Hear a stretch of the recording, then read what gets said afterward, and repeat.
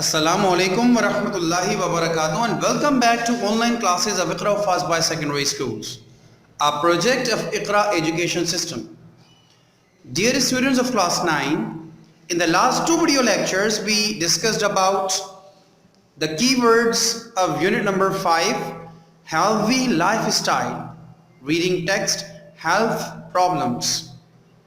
And I explained you English and Urdu meanings of these keywords along with the sentences as home assignment. I hope you have completed your home assignment of making sentences and you have written these keywords along with their English and Urdu meanings in your registers.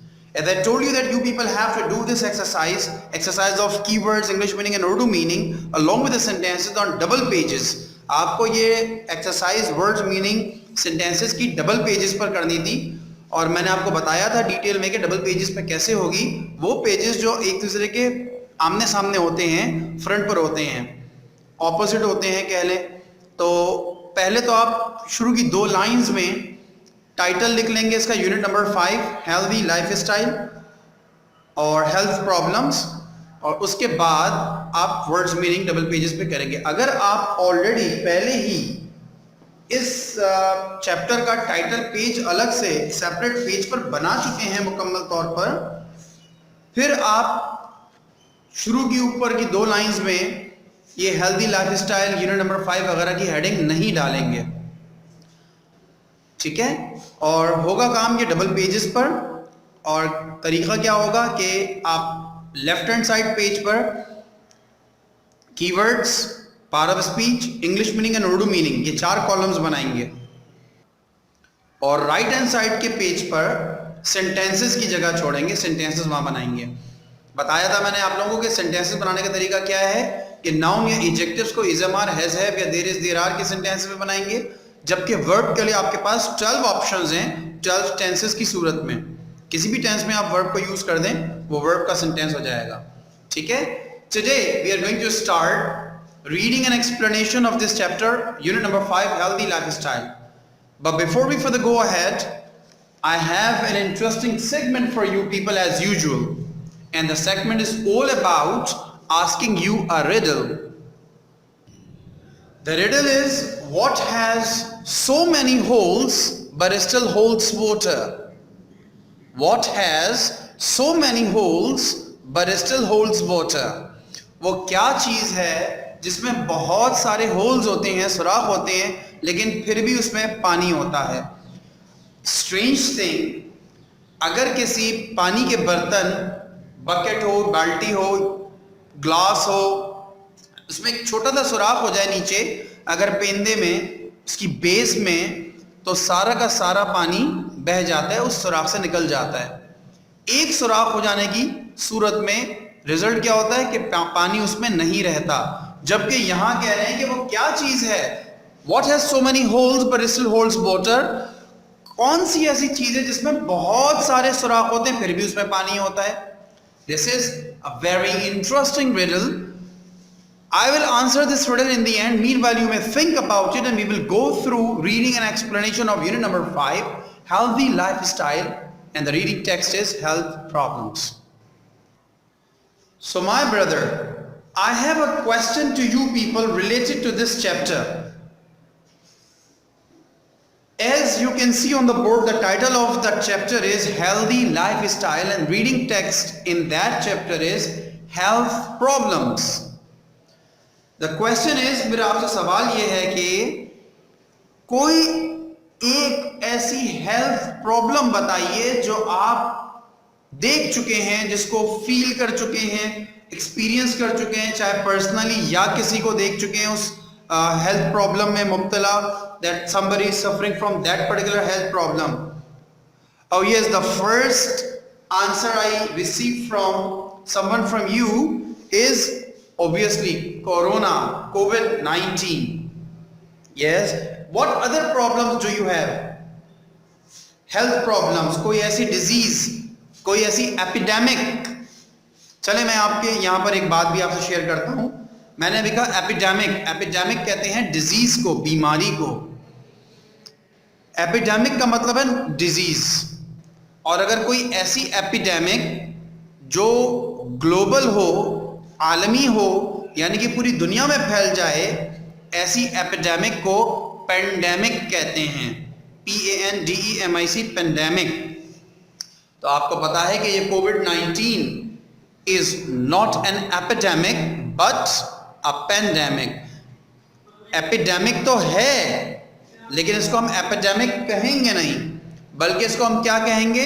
इसको हम pandemic कहेंगे। सो any disease that is spread all over or that has broken out in the whole world and the whole world is suffering from that particular disease is called pandemic. It means global epidemic. तो pandemic में global epidemic ये दोनों अल्फाज शामिल हैं। अच्छा जी बताइए कोई और epidemic? Somebody said dengue, excellent, बिल्कुल सही। Chikungunya was also a disease, chikungunya भी याद आया। तकरीबन आज से 6-7 साल 8 साल पहले चिकनगुनिया भी एक बीमारी फैली थी, एपिडेमिक फैली थी। Malaria, yeah you are right, malaria is also very common. And what others? Okay fine, I will write down a couple of diseases और epidemics on the board. I have written 3 health problems common in our society. दो chikungunya या dengue जो है वो एक खास specific time period के लिए आया था और उसके बाद अब ये बीमारियां इतनी ज्यादा कॉमन नहीं है हमारे माशरे में। Malaria is so common in our society but dengue and chikungunya are no more so much common. फिर भी मैंने हेल्थ प्रॉब्लम्स को लिखा है malaria, dengue and chikungunya. These are 3 different health problems and ये लिखने की वजह क्या है तीनों की? क्योंकि ये इनकी सोर्स जो होती है वो मॉस्किटोज होते हैं। These 3 problems occur due to mosquitoes or through mosquitoes. इनके सिम्टम्स क्या होते हैं वो मैंने यहाँ लिखे हैं कि क्या सिम्टम्स या क्या प्रॉब्लम्स होते हैं इन 3 बीमारियों में कॉमनली। हाई फीवर, तेज बुखार, वॉमिटिंग, उल्टी या मतली होती है, अनईजीनेस, बेचैनी सी होती है। तो ये मैंने हेल्थ प्रॉब्लम्स लिखी बोर्ड पर और इनके सिम्टम्स या कह लें प्रॉब्लम्स लिखे कि इन 3 बीमारियों में क्या सिम्टम्स क्या प्रॉब्लम्स होते हैं। कॉमन प्रॉब्लम्स, कॉमन सिम्टम्स मैंने लिख दिए हैं। बाकी मलेरिया के और भी अपने इनफरादी तौर पर भी कुछ सिम्टम्स हैं, डेंगू के कुछ अपने इंडिविजुअल सिम्टम्स, सेपरेटली कुछ सिम्टम्स हैं, चिकनगुनिया के अपने इंडिविजुअली कुछ सिम्टम्स हैं। मैंने कॉमन सिम्टम्स यहाँ लिख दिए तीनों बीमारियों के। स्टेप्स फॉर प्रोटेक्शन, अपनी हिफाजत के लिए steps. I have written 4 common steps for our own protection. Number 1, do not let stagnant water where you live. अपने अतराफ में जहां आपकी रिहाइश है या जहां आप काम करते हैं या जहां बैठते हैं उठते हैं वहां पर कोई stagnant water ना हो। And you remember we discussed the word stagnant in our keywords. Stagnant means the collected water which becomes dirty because of lying there for quite some time. पानी जब कहीं खड़ा हो जाता है, चाहे वो बारिश का पानी हो, गटर का पानी हो या किसी भी चीज़ का पानी हो, जब वो एक जगह जमा रहता है कुछ दिनों तक तो उसके बाद क्या होता है उसमें जर्म्स डेवलप होते हैं और मॉस्किटोज डेवलप होते हैं। मॉस्किटोज वहाँ पे मच्छर पैदा होते हैं और ये वही मच्छर हैं जो ये बीमारियाँ चिकनगुनिया, डेंगू या मलेरिया फैलाते हैं। Number 2, clean your tanks and coolers regularly. आप अपने अमूमन हम लोग अपने टैंक्स में पानी स्टोर करते हैं या कूलर्स में पानी स्टोर करते हैं। इन जगहों को हम रेगुलरली वॉश कर लें, क्लीन कर लें। रेगुलरली का से मतलब ये है कि 2-4 दिन बाद या हफ्ते बाद या 10 दिन बाद हम अपने टैंक्स को या कूलर्स को धो लें। टैंक्स चूंकि बड़े होते हैं तो इतनी फ्रीक्वेंटली हम उसको क्लीन नहीं कर पाते, जैसे कि 5-10 डेज में हम उसको क्लीन नहीं कर सकते। तो आप सोच लें कि फोर्टनाइटली यानी कि 15 डेज में एक मरतबा या अदरवाइज मैक्सिमम 1 मंथ में एक मरतबा अपने टैंक्स को थॉरोली वॉश किया करें। ठीक है, ये एक एक्टिविटी भी हो जाएगी। अपने ब्रदर्स के साथ, अपने वालिद साहब के साथ मिलकर ये काम कर लिया करें किसी दिन महीने में एक मरतबा at least. Number 3, use mosquito nets to protect yourselves. अपने आप को मॉस्किटो से प्रोटेक्ट करने के लिए मॉस्किटो नेट्स का इस्तेमाल करें। And number 4, use DDT or kerosene oil for spray. Spray करिए DDT या kerosene oil का.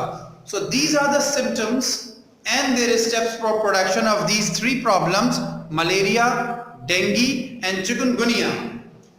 We have gone through these 3 things. Apparently हम इन 3 health problems हमने go through किया, ठीक है. अब हम जो टेक्स्ट में पढ़ने वाले हैं वो भी कुछ इसी तरह की चीजें हैं, जैसा कि मलेरिया दिया हुआ है हमारी बुक में, page number 109. So everybody open page number 109 in your books. Hurry up everybody, I'm waiting for you people. Page number 109. On page number 109 you will find health problems caused by mosquitoes. Mosquitoes, मच्छरों के जरिए से कौन कौन सी health problems होती हैं. तो page number 109 पर मलेरिया लिखा हुआ है, उसके कॉजेज हैं, science and symptoms page number 110 पर हैं. 110 पर उसके मलेरिया के साइंस एंड सिम्टम्स दिए हुए. Turn the page. यस. और उसके बाद है डेंगी, डेंगी के कॉजेज दिए हुए और उसके साइंस एंड सिम्टम्स दिए हुए. फिर पेज नंबर 111 पर चिकनगुनिया, उसके कॉजेज और उसके साइंस और सिम्टम्स दिए हुए. और उसके बाद पेज नंबर 111 के बॉटम पर you can see that there are some similarities and differences. Similarities and differences दिए हुए in the signs and symptoms of the 3 diseases. ये 3 डिजीजेस मैंने बोर्ड पर लिखी, मलेरिया, डेंगू, चिकनगुनिया. इनके सिमिलैरिटीज क्या है इनमें तीनों में और इनके डिफरेंसेस क्या होते हैं वो बताए गए हैं. उनकी अलामात में, जो अलामात इन तीनों उसमें होती है ना, तो इन अलामात में कौन कौन सी अलामात सिमिलर हैं और कौन कौन सी डिफरेंट हैं, ये डिस्कस किया गया. This is very interesting to know. And then on page number 112, the last page of this reading text, page number 112 पर प्रिवेंशन बताई गई है कि हम अपने आप को कैसे इससे महफूज रख सकते हैं, प्रिवेंट कर सकते हैं, प्रोटेक्ट कर सकते हैं. So we will go through this whole chapter and I will explain you this chapter. This is very interesting and I will tell you the summary, a brief explanation of all these things, either sentence by sentence or paragraph by paragraph in the next video lecture inshallah ta'ala. Right? And this is all for today. I have given you an explanation or the background of the chapter we are going to study. I hope you have enjoyed it and you will get to know about so much beneficial information about these 3 diseases caused by mosquitoes. It's time to tell you people the answer to the riddle I asked you at the beginning of this video. The riddle was, what has so many holes but still holds water? वो क्या चीज है जिसमें holes होते हैं फिर भी उसमें पानी होता है? Think about it. Do you people have any answer? Somebody said fabric, कपड़ा, cloth. क्लोथ में बहुत सारे होल होते हैं, सी थ्रू होता है, हम उसके आर पार देख सकते हैं क्योंकि होल्स होते हैं. उसमें पानी कहाँ होता है? हाँ, एक तरह थोड़ा बहुत पानी होता है. Yes, I will tell you the answer and the answer is a sponge. ये जो स्पंज होता है अमूमन हमारे किचन्स में हमारी वालदा, हमारी सिस्टर्स, हमारी बेटियां इस्तेमाल करती हैं, यूज करती हैं. A sponge has so many holes but still holds water. आप स्पंज को अगर पानी में डालें तो वो देखिए हैवी हो जाता है. It becomes heavier than it was actually.